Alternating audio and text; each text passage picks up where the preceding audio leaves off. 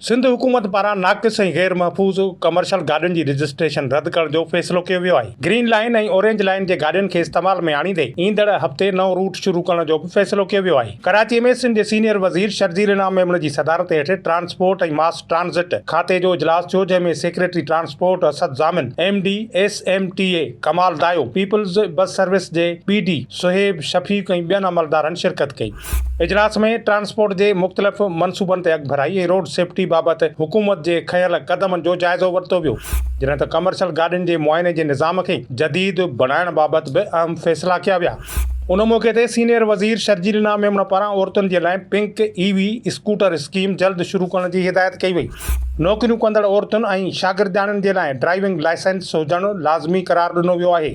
Senior वज़ीर शर्जील इनाम मेमन जी हिदायत ते नेशनल हाईवे ऐं सुपर हाईवे कमर्शियल गाॾियुनि जे मुआइने जे लाइ MVI सेंटर्स क़ाइमु करण जो फ़ैसिलो कयो वियो आहे। इजलास खे ख़िताब कंदे सिंध जे सीनियर वज़ीर शर्जील इनाम मेमन चयो त समूरी सिंध में कमर्शियल गाॾियुनि जी जांच पड़ताल लाइ 10 MVI सेंटर्स क़ाइमु कया पिया वञनि। कराचीअ में MVI सेंटर्स पहिरियां ई फ़ाल आहिनि। वधीक सेंटर्स ते कम खे जल्द मुकमिल कयो वञे। सीनियर वज़ीर चयो त नेशनल हाईवे ऐं सुपर हाईवे ते EVI सेंटर्स क़ाइमु थियण सां गाॾियुनि जे शहर में दाख़िल थियण खां अॻु फिटनेस लाज़मी हूंदी। कराचीअ में 3 ऐं सिंध जे ॿियनि ज़िलनि में 5 MVI सेंटर्स क़ाइमु करे रहिया आहियूं।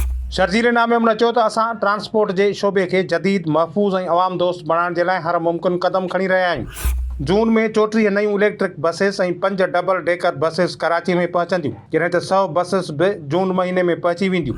शुरूआती मरहले में 500 इलेक्ट्रिक टैक्सीज़ मुतारफ़ कराइण लाइ बि ज़रूरी क़दम खणी रहिया आहियूं। सिंध जे ट्रांसपोर्ट वारे वज़ीर शर्जील इनाम मेमन चयो त असांजी कोशिशि आहे त अवाम खे सस्ती, माहौल दोस्त ऐं बाएतमाद सफ़री सहूलियत फ़राहम कई वञे। शर्जील इनाम मेमन चयो त सिंध जे ट्रांसपोर्ट जो निज़ाम हिकु नए दौर में दाख़िल थी रहियो आहे, जंहिं में जदीद टेक्नोलॉजी जी सहूलियतुनि ते ध्यानु ॾिनो पियो वञे।